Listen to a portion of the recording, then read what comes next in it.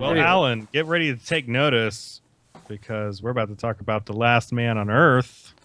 I know you don't watch it, but you're keeping time for us tonight. I'm writing it. Yeah. Imagine if you were the only man on Earth and for some reason you still wrote down time codes. That would be You mean like Desmond? Ah, look at that. Yeah. Look at that. Nice reference, Alan. We'll have to talk about Lost someday. But until then, we'll talk about Last Man on Earth, which means that you won't talk about it. Me and Peter will talk about Season 2, Episode 3, Dead Man Walking, after Carol... Oh, full spoilers. After Carol accidentally kills Gordon. A new addition to the Tucson. Oh, he's not the new guy. Okay. Her and Phil tried to find a way to ease themselves back into the group. Carol fakes Phil's death. Yeah, that's how you do it. That might be the best episode they've done so far. It was very, very funny, and it was as I funniest remarked it's been. last week, Yeah. I remarked how I was excited to see Carol kind of join the terrible human side that Phil's always been on, because Phil just being the only shitty person has become exhausting, and that was a big detriment to season 1. Is going, we get it, Phil. You try too hard and people don't like it, and now we get that same thing from Carol because she. Yeah, that was kills. funny. But honestly, it all boils down to the apology at gunpoint, which was legitimately the funniest thing this show has ever done.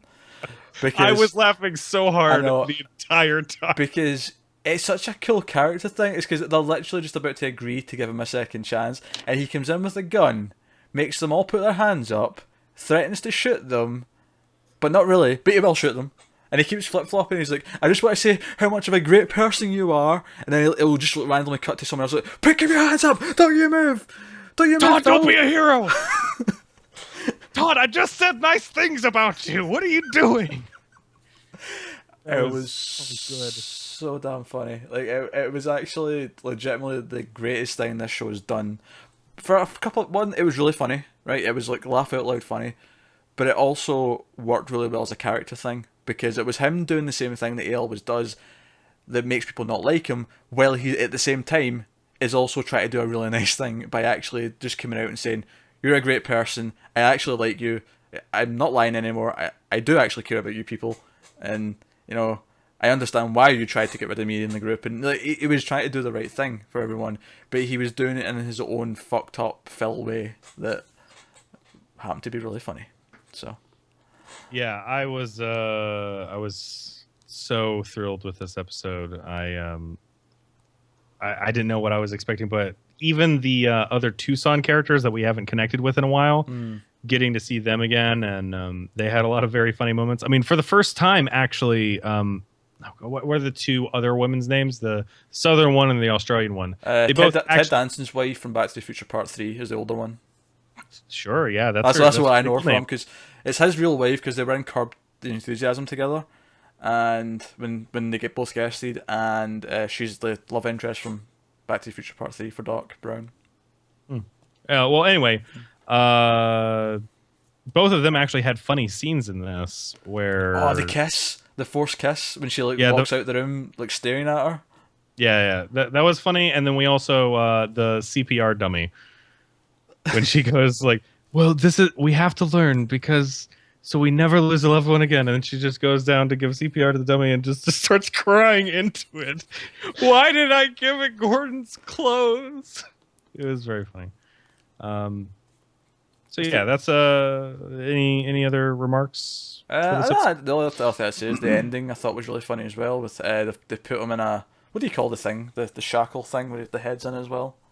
Oh, I have no idea. I don't know what you call that, but you know what it is. You know what when I describe it, you know what it is. Yeah, it's a medieval show. Right there. Yeah, the medieval that thing that they tried to make interesting when you went on some dumb field trip when you were in elementary school where people put their head in a thing? Yeah, it's that dumb thing. Yeah, but they lock him in that because they can't trust him. All of you have the same. But it's insane. Even though you don't have to tilt your head for it. That's what I'm saying. You don't have to tilt your head. It's weird. But not just most people do to see what's going on. Yeah. Who's there? What? But basically, just the whole thing where he's accepting the fact, okay, you need to do this to feel safe. I want to get back in the group. I'm going to do it, basically. And he just is like, good night. Cut to credits. Yeah, I liked no, it. that was It's the best episode they've done. So yeah, and it leaves things open for a nice, interesting place because they've accepted this guy is who he is, but obviously he's still going to push their buttons a little bit. Yeah. So I'm very much on the same page as you, Peter. Probably the best episode they've done, other than the pilot. I really, really, really love the pilot. But let's move on to the other comedy of the night, which is The Muppets. Alan and I are going to be talking about season 1, episode 4, entitled Pig Out. Full spoilers follow. The gang runs into Ed Helms on a crazy night at a bar with Miss Piggy, and Kermit is upset that nobody shows up to work the next day. Alan, what did you think about this week's Muppets? Whenever I don't know the name of the Muppet, but the one Muppet that is hard to understand, and he's up there on the stage doing karaoke for the Sugar Hill Swedish Chef? Gang. No, it wasn't the Swedish Chef. Chef. Was it the Swedish No? Chef that was doing it? We were just doing the hip, the hop, the hip, Yeah. the hip, the hip, hop, the don't stop. Yeah, that was the Swedish Chef. That It was made amazing. me lose my shit. It was so I love good. that so much. But yeah, basically, the premise of the whole episode is that, well, there's two plot lines. There's one with Fozzie, which seems to kind of be the ongoing thing. It's Fozzie is becoming a huge character in this, which I love because I love Fozzie. And he's doing a pre-show thing with the audience. He's shooting shirts out into the audience and everything. And he can't get one to, yeah. And he can't get one to work, so he's looking at it on the inside. And there's the two old guys who are always heckling and everything. And they're oh, yeah. They're heckling, and they're oh, this is gonna be good. Fozzie's looking inside of it and everything. And then he finally turns it over, and he's still doing it, and he shoots one of the hecklers right in the face, and he flies over his seat. I really do So like that funny. pair. It's probably my favorite part of that show. I watched the first episode. And Fozzie feels so bad about it. And he goes to the hospital and everything, and he's like, "Hey, is there anything that I can do?" And the guy makes kind of a racist bear joke. He's like, I don't understand why you're doing this. If I had done this to you, I would actually have you on the floor in front of my fireplace right now. Yeah. It just made me lose my shit. There's just so many quick lines in this that are so great. Yeah, no, I really enjoyed this episode too, and I'm enjoying the characterization with Kermit and Miss Piggy and their lack of relationship. Yeah, it's really fun because it's this thing that you've known for so long, or at least I've known for so long. A lot of people have known for a very long time, and it's so different, and it's in this interesting place where, I gave the summary of the episode, but whenever I started watching, I had no idea what it was. And really, the Kermit showing up and nobody's there thing doesn't happen until halfway through the episode. yeah. It's really more about how nobody wants Miss Piggy to show up after the show when they go all hang out and everything. Yeah, and Kermit's guys, just be nice to her because she finds out about how they hang out and everything, and she's never been invited. And But of Kermit's course, she's an attention hog haha. and shows up anyway. And that's where we get the awesome, very funny karaoke scenes. And that's seriously, that's sweet. Every episode of this show so far has had a gut-busting laugh out loud moment for me. And that Swedish Chef thing was just next level crazy. There's also the heartbreaking thing of, and again, I don't really know most of the characters' names, but the eagle, the blue eagle, Sam the Eagle. Sam the Colin eagle. Moriarty. Yeah. That Yes. guy. That's a He's deep cut joke. It's a very deep cut IGN joke.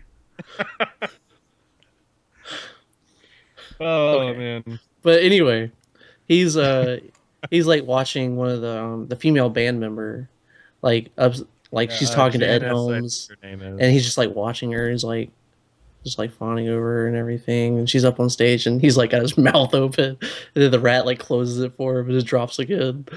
And he's just he's so in love with her, but he doesn't really know how to explain it or anything like that. And he tries to do it through that song that he sings. Yeah. It's crazy how a lot of sitcom tropes become less tropey when Muppets are doing them. Because That's really, great. like if you described most episodes of the show, you're like, all right, yeah, that could be just a random episode of The Office. Exactly, except it's fucking Muppets, so it makes it awesome. It's just one of I those think things. I think a part of that though is that they actually interact with celebrities, Hmm. and I think that kind of like is like, okay, well, this character would have been on one of these shows where this would have happened, you know, and so it's kind of this weird like satire thing, right? Yeah. And it just makes it more acceptable. It's really weird, but I like it a lot, and it's really funny. And it's still writing that nice line of it's more so for adult viewers, but kids could still watch it and be okay, even though they spend a good chunk of the episode at a bar drinking. Like, That's not kids really what it's won't- about, though. You know, it's exactly. It's not what it's about. Even I mean, you got like Bunsen Honeydew showing up saying like, tonight my PhD stands for pretty hard drinking. Actually, it stands for my chemistry degree because I'm extremely smart. But you know, I'm gonna have fun tonight. And they for a actually. kid, Oh, go sorry. ahead. No, I was. No, go- What you were saying is right, though. Like the kid would not understand that, right? Another Right. thing, though, is that Bunsen and Beaker, they like come into the office the night after or the day after, and they've got each other's clothes on, and Yeah. and Kermit's like, "What happened to you guys?" And Beaker, who always says me, me, and me. yeah, he starts to say that, and then Bunsen turns to him and is like, "Look, we're out of the office. Whatever we happen out there, we don't have to talk about here." I was like, okay, that's not a relationship that I would have thought of, but sure. But it also doesn't necessarily specifically say anything. But it's just, heavily implied.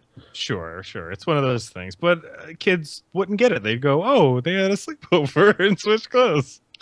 Last I don't thing, Beaker does an impression of Miss Piggy, and it's amazing It's so good. because all he does is say me, me, me, me, me, me, me, me, me. Moi, me, moi. Muppets That's is great. very fun. Definitely, at least check it out if you have any passing interest in the Muppets. Yes.